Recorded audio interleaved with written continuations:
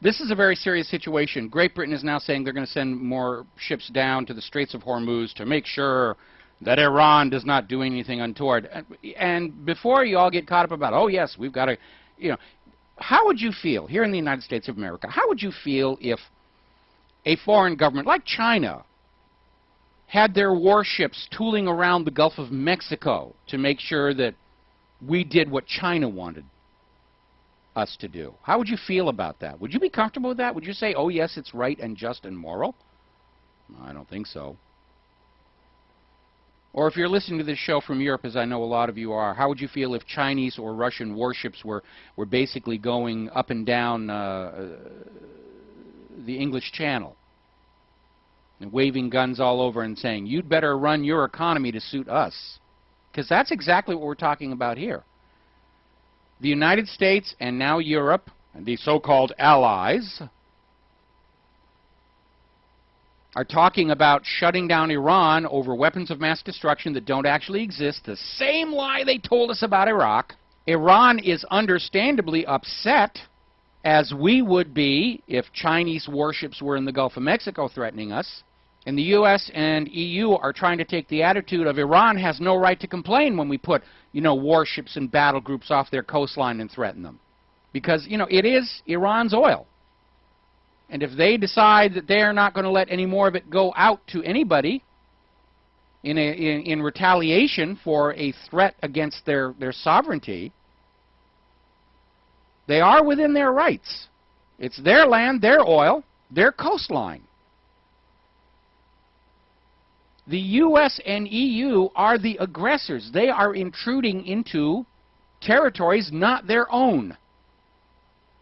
And as I said, before you get all gung-ho to say, yes, let's have another war, before you fall for the same lie twice in a row, you know, just imagine how you would react if Chinese or Russian warships were rattling their sabers and bearing their guns and polishing their torpedoes down there in the Gulf of Mexico. Would you be comfortable with it? Would you be happy with it? Would you want your government to say, hey, go away? You have no business here threatening us when we have done nothing? Go back and look at your history.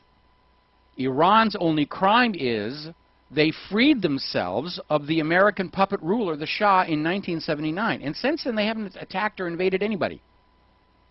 They fought a war of defense against Iraq that was initiated by the United States of America that says, by golly, you will never free yourself from our puppet rulers. How dare you kick out the Shah? We're going to re-invade you, and we will give you a new puppet ruler. That didn't work out too well. Same thing they're doing in Libya. They go in, they get rid of Gaddafi and say, here's a brand new puppet government. Now the Libyan people have kicked that puppet government out, and the U.S. is going to say, by golly, you don't free yourself of the puppet governments we give you. We're going to go back in, and we're going to give you what for. And that's what's going on. And now they're trying to do it to Iran. The United States can't stand it when other countries kick out their puppet rulers. The U.S. overthrew the democratically elected government of Mohammad Mossadegh in 1953. And from 1953 to 1979, they enjoyed really cheap oil. Until the Iranian people said, you know, we've had it with this puppet ruler. And they kicked out the Shah, and they said, we're going to set up the country to run the way we want to. That's what democracy is. We'll pick our own rulers. We'll set our own lifestyle. We'll decide how we want to, what our religion's going to be. We make up our own rules as we go along. That's what democracy is all about. And the U.S. ever since has said, heck no, they have to be forced to accept the American way of life. And they tried to do it with the Iran-Iraq war, which was started by Iraq at U.S. instigation. The U.S. was secretly funding Iraq's weapons development. Remember the Gerald Bull super gun? The U.S. funded that covertly. And that didn't work out. Now they're trying to start another war with Iran, to go back in and basically impose another puppet ruler on people who don't want one. And you need to look around right now here at the United States of America at how Israel controls everything you see. Your politicians, your president, your senators, your congressmen, your TV sets, your newspapers. How does it feel to be an occupied nation, where you cannot run your own candidates for office? You have to pick from one that's already approved by that foreign government. That's what it feels like to be living under occupation. And that is why all these other countries hate the United States of America. It's got nothing to do with our freedoms. It has to do with the fact with a government that is addicted to screwing around with other people's countries. There is no terrorist threat against the United States. You could stop terrorism in a heartbeat. Just stop screwing around with other people's countries, and the terrorists will go home, if there are any real ones. I don't think there are. I think every terrorist out there is a phony and a fake designed to create the justification for wars and conquest and oppression. Would it have made sense for George Washington and Thomas Jefferson to run around the schoolhouses in the American colonies killing kids to get rid of Britain? Of course it wouldn't. It's nonsense. That's why I know terrorism is it's a theater piece. It's all fakes. We know here in the United States the so-called American Al-Qaeda are all phonies. Adam Gaddan's real name is Adam Perlman. He comes from one of the families that helped found the ADL. Yusuf al-Khattab, who used to run the Revolution Muslim website out of Brooklyn. His real name is Joseph Cohen. Amzi al-Amrika, the Muslim who terrorized South Park. His real name is Zachary Chesser. Do you get it? It's all a fake. It's a fraud. It's wag the dog. It's a hoax. It's lies. Because any time a ruler wants to start a war, they have to lie their people into it. All war is based in deception. Sun Tzu. Truth is the first casualty of war. Senator Hiram Johnson. We know governments lie to their people. It is a constant throughout history, whether it's Ramses II lying to the Egyptians about defeating the Hittites, or Napoleon lying to the French people about whipping the Egyptians, or Lyndon Johnson lying about torpedoes in the Gulf of Tonkin, or President McKinley lying about Spanish mines in Havana Harbor, or Roosevelt lying about Pearl Harbor being a surprise attack when he worked to goad Japan into it for a year ahead of time. Wars are always started with lies, and they're lying to you again. And you've got to call all your friends and family and relatives, and you've got to say, look, what they're telling you about Iran is exactly the same thing they said about Iraq. And if you don't stand up, you're going to see a lot of your friends and neighbors' kids die for the benefit of a foreign government. If we do not choose to fight against these oppressors now, we will soon have no choice but to fight for them from now on.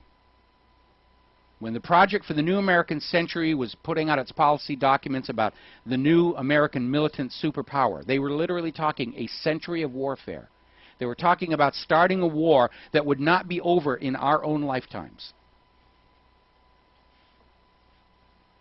This thing has gotten completely out of hand, and it's going to end badly because the United States is going to be destroyed.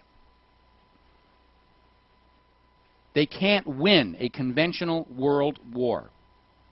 And it is insanity. It is suicidal for them to be continuing on this course. And the only reason they're doing so is Israel pays them a lot of money and blackmails the rest. If you don't go out and whoop on Iran, we'll tell the world who really did 9/11, and it'll be worse for you than it is for us. If you were on an ocean liner, like the one that just got sunk, you know, where they've arrested the captain because he ran it onto the sandbar. If you were on an ocean liner and you saw the captain driving it towards an iceberg, would you not grab the wheel and give it a spin to try and save the ship and everybody on it? Well, we're on the ship of state right now. Barack Obama's going to get up in the Congress and he's going to plot the course the ship is on, and it's headed into disaster. And if the captain isn't smart enough or responsible enough to avert that disaster, to turn the wheel and avoid tragedy, then somebody has to take the wheel from him. Or we're all going to die. If the U.S. invades Iran and Russia and China come in on the other side, this is going to escalate until it goes nuclear. And then we're talking extinction-level event. And I know it sounds kind of fantastical. And I'm getting a lot of email from people saying, oh, come on, it couldn't possibly. Well, over the last 18 years, I've made a lot of prognostications. And I've made a few mistakes. But overall, I've got a good batting average for knowing what the money junkies are thinking and just how far they're willing to go. And I'm telling you right now that the people who are calling the shots here would gladly see 200 million Americans die as long as it guaranteed the surviving 100 million would be their obedient slaves for all time to come. That's exactly where we are. All of history is a fight between those who think people should be left alone and those money junkies who think that all of humanity should be yoked to serve their greed. And right now, the yokers, the enslavers, are winning because you believe it's the way the world is supposed to be. You believe that bankers are supposed to rule everything. Just like the black slaves in the antebellum South believed white plantation owners were supposed to control them. Or the medieval serfs of Europe believed that God had appointed the kings to rule over them. It's all bluff and bluster. It's all the Wizard of Oz. It's all the man behind the curtain pulling the levers. And as long as you allow your beliefs to control how you think, you will be their slaves. So it's time to cry freedom. It's time to lose the chains made of beliefs. It's time to stand up and realize that compound interest is not a legitimate means of governing and ruling the world. And on that thought, we're going to head on off here. We'll be back tomorrow on the Jeff Rense Radio Network. Until then, stay safe, stay well, stay angry, support Ron Paul, support the Occupy movement, and aloha, America.